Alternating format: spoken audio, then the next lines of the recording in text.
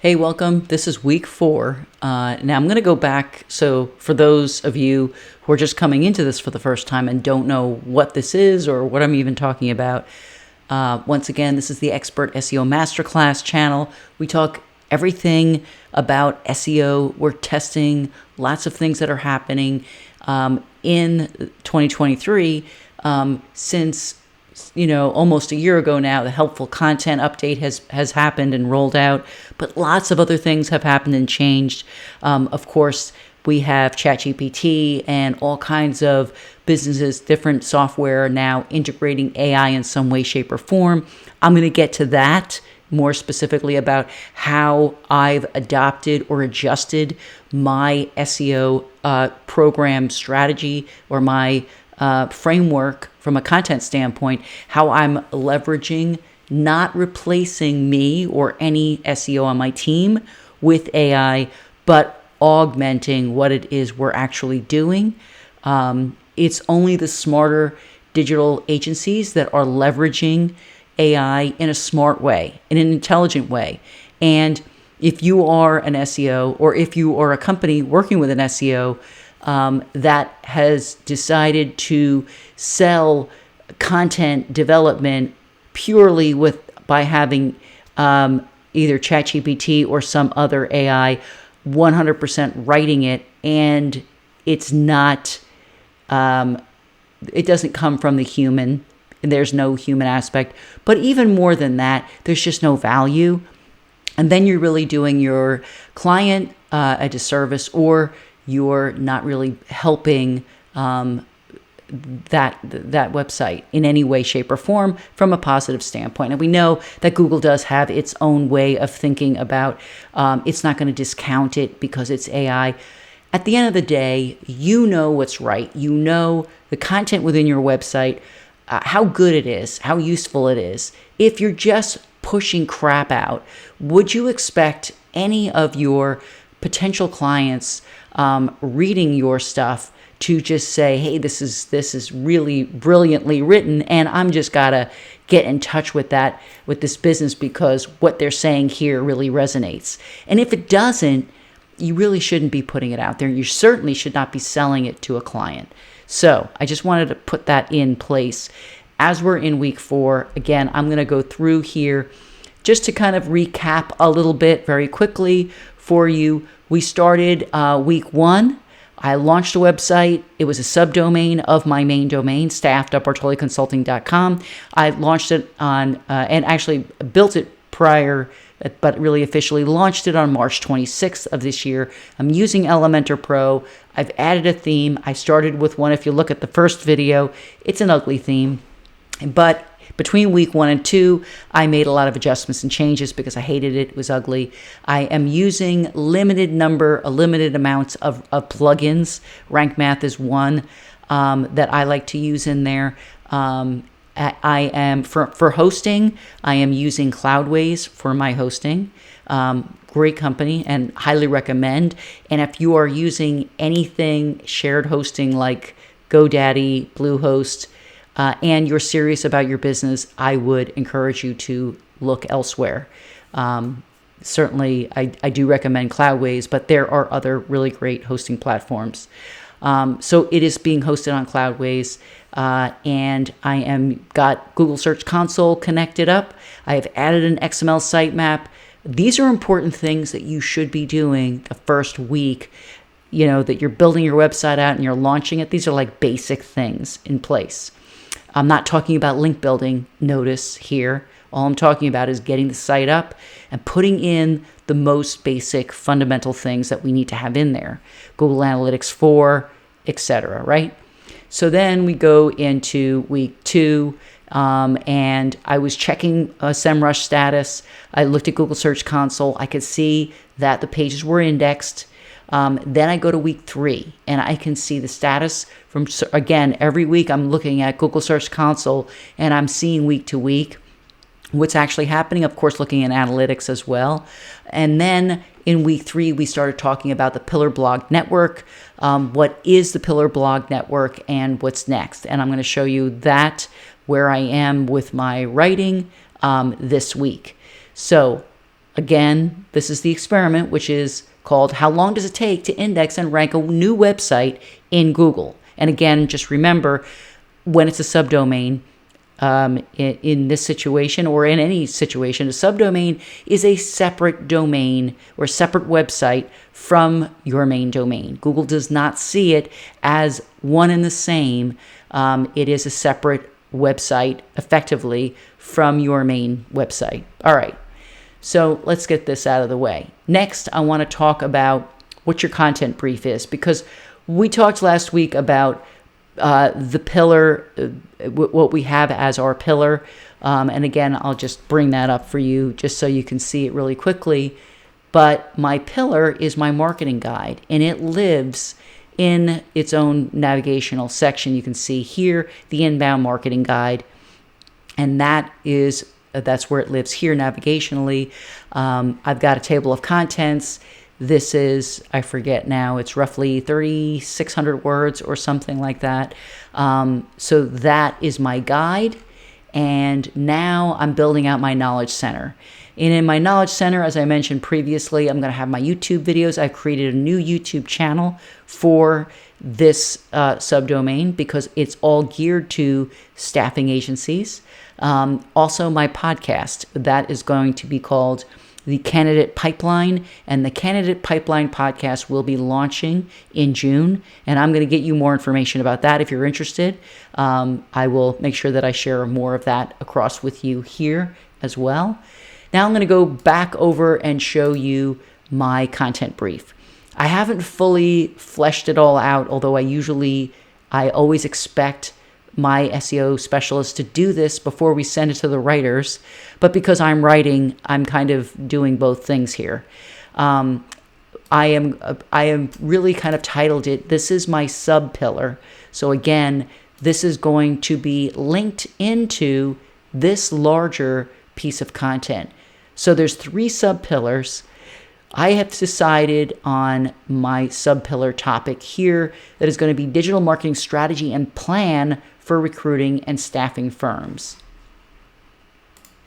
And that's listed here. Subpillar 2, again, these are topics that are very closely related to the pillar topic. Subpillar 2, recruitment marketing SEO. This is where I'm going to go into more depth and detail about what an SEO program should look like for a staffing agency. I will talk about strategy, but I will talk more specifically about the activities or the tactical activities that we use in an SEO program. And then I'm going to also talk about recruitment marketing PPC. So all of these are inbound marketing, which, because it leads up to the inbound marketing guide.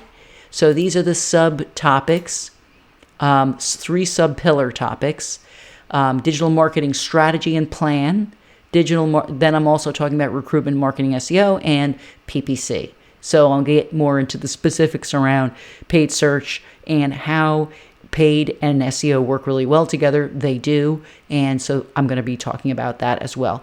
These are the 2 primary inbound marketing activities that we and the Bartoli Consulting Group perform for our clients. So that's why I'm going to speak more specifically to those. I will also talk about email marketing, which, of course, is another inbound activity, and some others. But these are the main things here are strategy and plan, SEO, and PPC.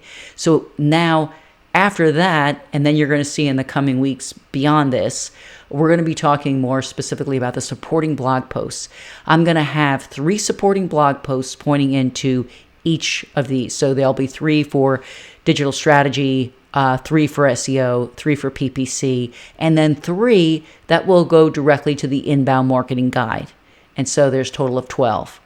Again, if you were following along, it's the Pillar Blog Network that I am following. I mentioned the book last week and I think the week before that. But this is a really smart framework for a number of reasons. It does work. So I'm going to put it to the test, and that's what we're doing here. So I've got my bare bones looking content brief.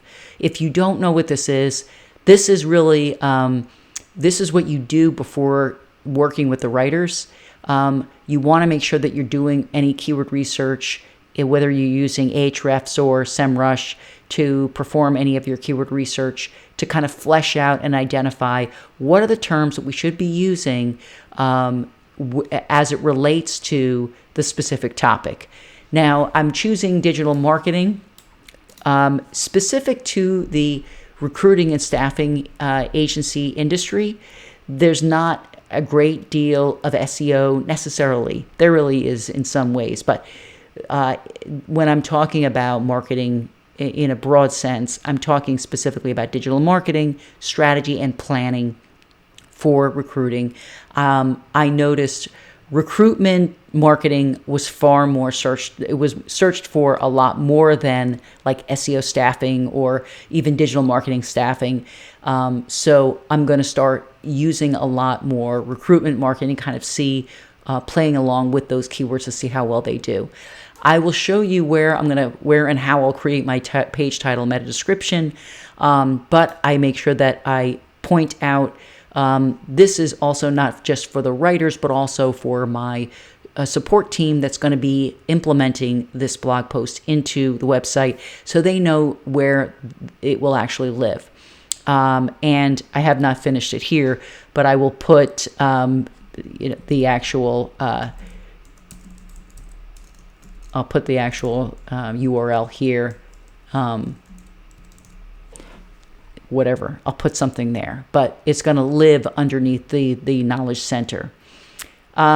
I know that it's going to be at roughly 2,600 words. Again, if we're following the Pillar Blog Network framework, we know that sub-pillars should have at least 2,000 words in them, and then using roughly I think 15 or so keywords that are related to.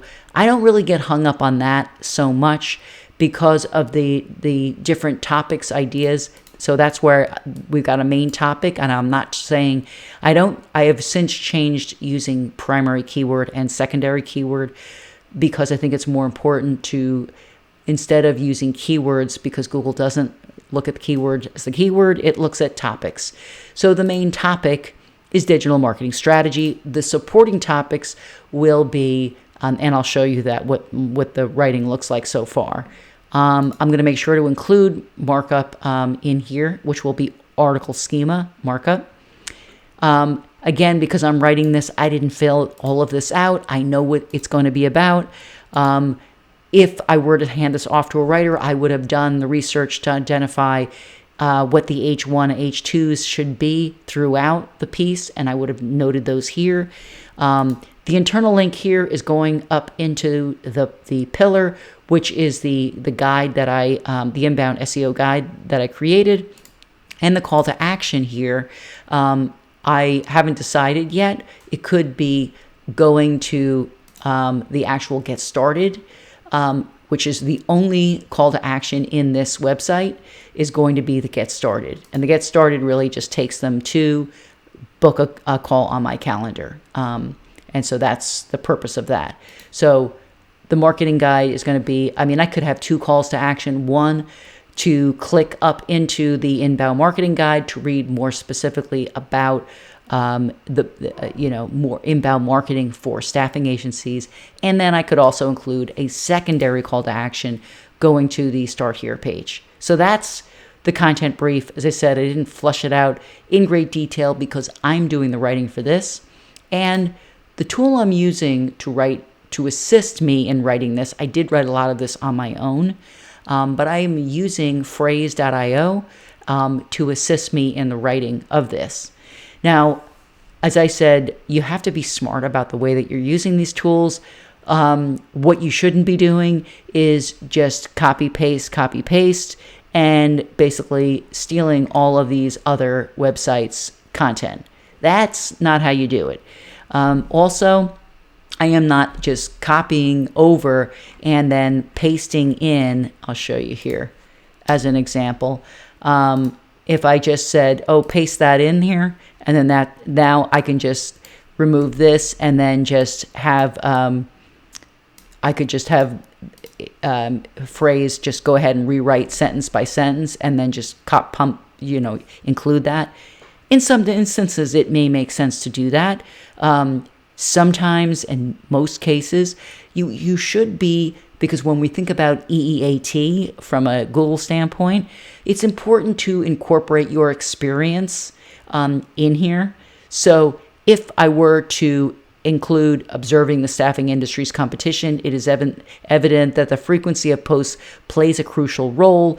In my specific professional experience, I have seen that happen in this instance, for example. That's how I would do it. So it's as an assistant to or an aid in your writing, not a replacement for an actual writing. So that's one example of how I'm using this. What I really like about Frase, and I've used some other tools as well. I've mentioned Demand Jump. But what I like about Frase is it's pretty simple. I can go right to the headings, and I can just kind of see the H tags and see if any of these make sense. What I usually like, though, to do is sort of like map out the framework. I know this is my H1, and then I just sort of then think through what are the H2s. I could go to People Also Ask and just kind of see. But again, a lot of them are very repetitive and not relevant to the topic that I'm talking about, which forces me, again, to leverage my own unique writing and my own experiences. So that's why that's important. A perfect example was here.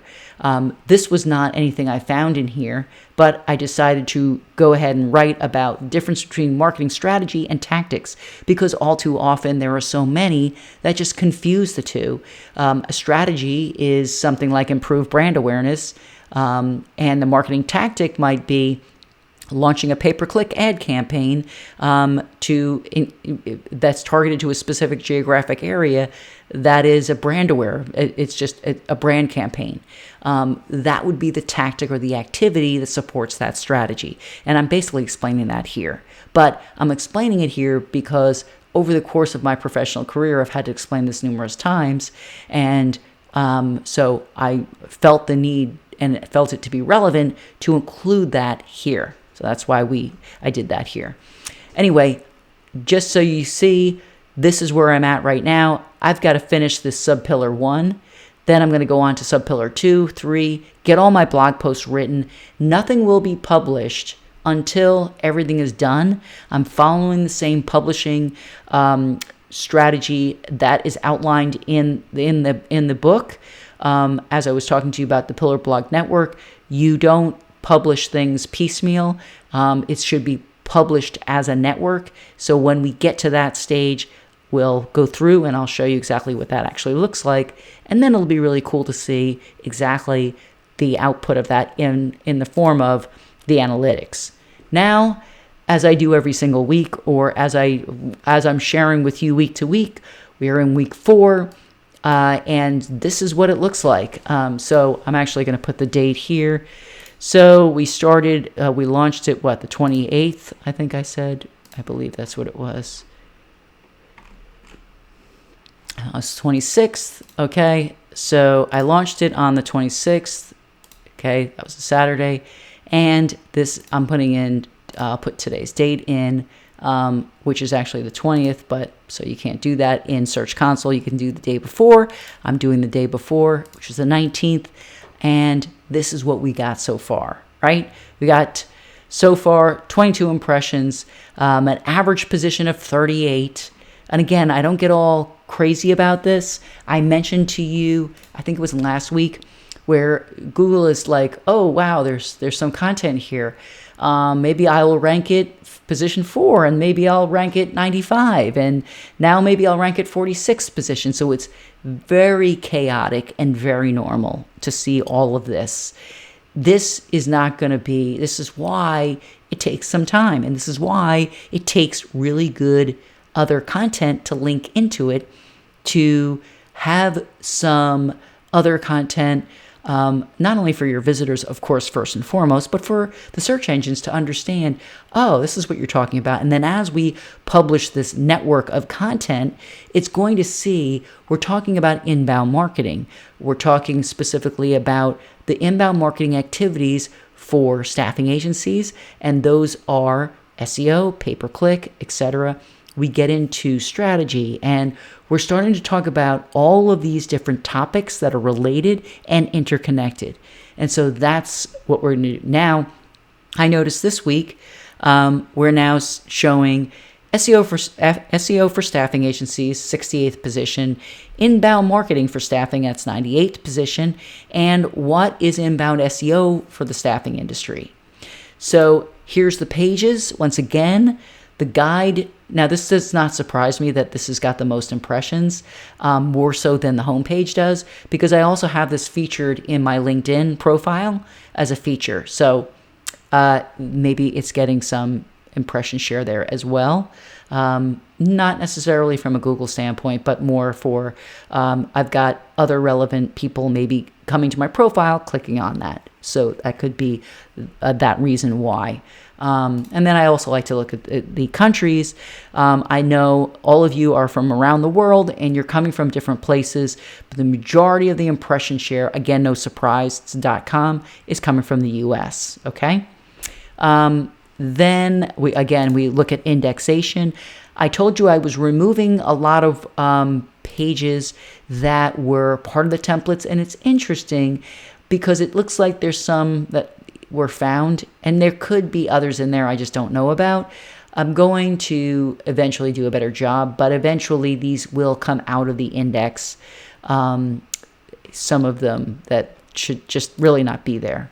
But, and again, you can see there's 32 pages. I do not have 32 pages. It's a small website. So there's a lot of work that has to be done in terms of pulling out some of these older templates that don't belong in there, or at least no indexing them, which would probably just be the simplest thing.